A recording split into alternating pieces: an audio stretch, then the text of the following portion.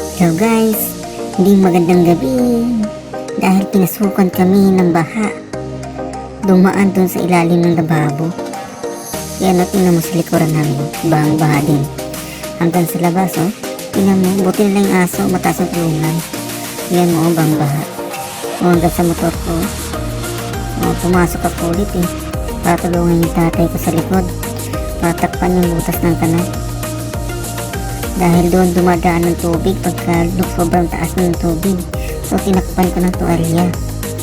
Yan o, tinutusok-tusok ko para secured talaga at hindi pumasok yung tubig. Pero hindi eh, kahit anong sikip ko yun o, tumatagas pa rin siya.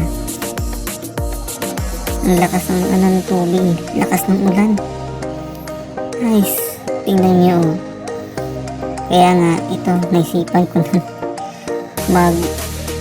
na ng tubig palabas. Tinimba ko na siya oh. Imis na daspan, timba na.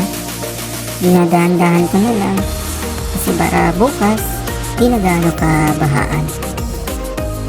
So para madali na lang bukas, kahit na hating gabi na, alas 12 medya ng gabi na madaling araw, ito nga ako'y nagtatanggal ng tubig sa loob ng bahay dahil nga binaha kami sa loob. Ay nako, buhay is life. Butas kasi yan sa ilalim ng lababo. Doon na tumagas, doon sa may poste ng lababo, kasi yung sa ilalim ng pinapatungan ng poste is manipis na semento lang at bumiyak na. Kaya yung pagtagas niya ang lakas, para siyang bumukal na tubig. So kaya nga ito eh, dinadaan-daan ko na kasi dahan-dahan na rin tumitigil ang ulan, saka para bukas hindi na gaano ka hirapan ng paglinis.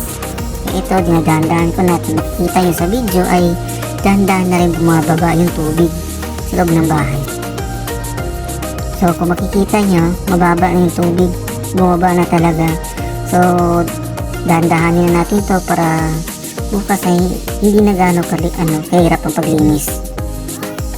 So kung makikita nyo, bumaba na yung tubig kahit sa loob ng bahay.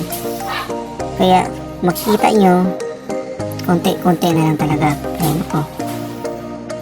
Yan na lang ang problema ko, yung sa loob ng bahay na yan.